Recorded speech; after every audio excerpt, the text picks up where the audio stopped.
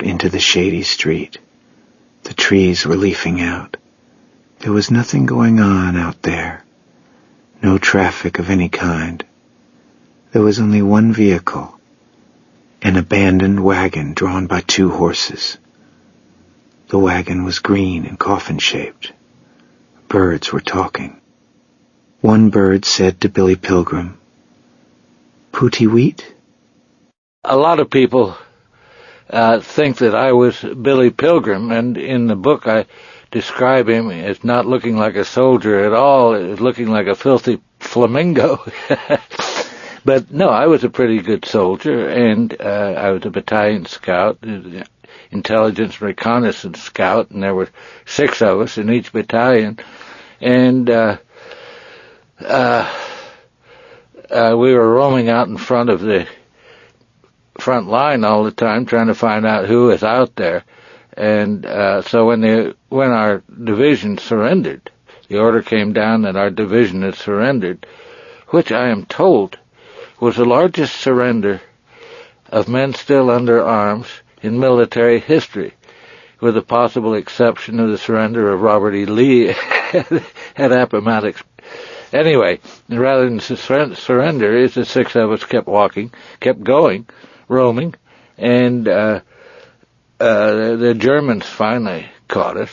And but Billy Pilgrim was a guy who did look like a filthy flamingo and never should have been in the army, and God knows not in the infantry.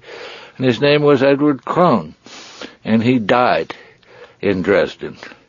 He died of the 1,000-mile stare, which is where he just sat with his back to the wall, would not talk, would not accept food, and the Germans would do nothing to help him, and so he died.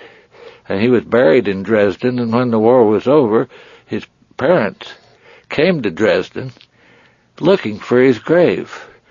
And, you know, you can say what you want about the Germans, they keep good records. And they were able to find Edward Crone's grave, and so he's buried in Rochester, New York, which is his hometown, and I have visited his grave, and I've spoken to his grave, and I contribute money to that particular cemetery. Edward Crone was the name of Billy Pilgrim, and he just didn't understand the war at all, and what was going on, and of course there was nothing to understand. He was right. It was utter gibberish. I'm Donald Farber Kurtz, longtime friend and attorney. For the last 50 years, you've been telling me I'm a coward because I didn't get caught. You know, I was over there fighting that war, too. Yeah, but you still think I'm a coward? You didn't know enough German to surrender. You're right about that. Yeah. You learn it pretty fast, though, don't you? Yeah, but I actually saw Germans. I'm not sure whether you did or not. Yeah, I saw a few. You know that. It wasn't much fun. Yeah. I didn't speak very good German either. But it really was something, and I think my division, which was a Green Division, came into line, 15,000 of us, protecting an unimportant 75 miles. That's a lot. And no attack was expected, but I suspect that one was. I think we were baiting a trap, because we had practically no ammunition. We didn't have proper winter clothing yet, and when the Germans attacked, we were fighting in the snow, or surrendering in the snow, or whatever, and the Germans were wearing white capes, and we should have had those too. As it is, we were wearing uniforms the color of dog poop, and you know what that looks like in the snow. It's easy to spot. Did you have any problem keeping straight who was who? We did. You mean whether they were... Yeah, most of the time we didn't know who we were shooting well, at. the Germans were wearing American uniforms often. It's a problem. And actually at crossroads, being MPs directing traffic. The penalty for that, incidentally, is death. Oh. Yeah. If you get caught. Yes. But all the guys who knocked the hell out of us and out of a regiment on either of our flanks, they were very soon killed or captured themselves. The war was nearly over. But your company was largely, it wasn't decimated like my company. My company was wiped out. Yeah. The entire company. Well, we didn't have time enough to die. Yeah, well, I guess... Incidentally, you and TV newscasters and all kinds of other chowderheads are always using the word decimate. That means 1 person in 10. Those are the casualties your division suffered? No, actually, I don't know about the division. I know the company was wiped out. All right, well, they were a hell of a lot more than decimated. Yeah, they were wiped out. Yeah. That means every one of them, except 2 of us. I was lucky enough to be called back to division headquarters 2 weeks before they were wiped out, and the other one was in the hospital, recovering.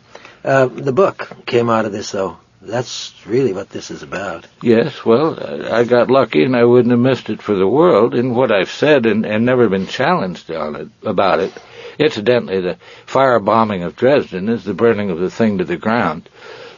Was a British idea, not an American idea, and it was their night bombers. They bombed at night. We bombed in the daytime, and it was an experiment to see if you could turn a city into a single column of flame, which they did. Of course, the British were the ones who were running for the cover every night. Yes. Well, they were the ones that were getting hit. We didn't get hit at home. But the Air Marshal of the Royal Air Force is Bomber Harris. I forget what his first name is. Lord Harris, I believe. But of the British marshals of one kind or another, and I think there were 4 or 5 of them, he was the only one who didn't get a VC when the war was over. And when, I don't know, about 10 years ago, it was proposed that a statue of him be put on Trafalgar Square or somewhere like that, a whole lot of RAF guys protested because they were ashamed. And, well, they should have been. What I have said about the firebombing of Dresden, that not 1 person got out of a concentration camp a microsecond earlier. Not 1 German deserted his defensive position 1 microsecond earlier. Only 1 person on the whole face of the earth benefited from the firebombing of Dresden. And that's me. And I got $5 for every person killed. Wow. Yeah. Well, it's a monumental book. Well, I hope. Yeah, well, it's made its impression. And the nice thing about all your writing, I keep telling everybody of the writers who are alive today that are popular, you're one of the very few that's 100% in print. And the reason, I'm sure the reason is because what you write is multi-generational. Well, I know grandchildren, children, and parents and grandparents are reading you. But you know, it is surely no bad thing to be just a dynamite writer for your own generation. That's it, as the future may not be interested. But that is quite something to do. And in a large measure, Ernest Hemingway was such a writer. As he really wowed his contemporaries, and they were properly wowed. And he isn't much read now. But you are. Yes, but I just got lucky, and it might have something to do with the writing, Kurt. Might have something to do with the subject matter. Sex. Oh God, we're going into that now. there's a little sex in there, but it's also the themes are pretty. For all time, and they're important themes. Well, it's all right if they're not. If they're okay for 3 years, that's not a bad thing to do.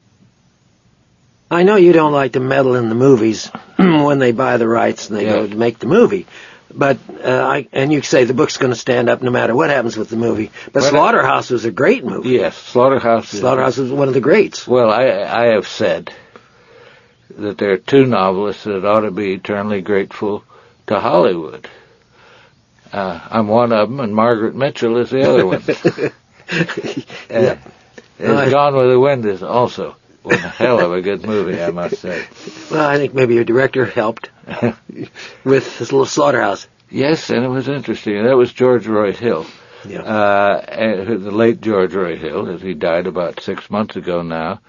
But he was in fact a hawk, and had been a fighter pilot in the Second World War, a tactical fighter pilot for the Marines, and then I think in Korea again, and he had a crew cut and all that, but he made one of the great pacifist movies of all time.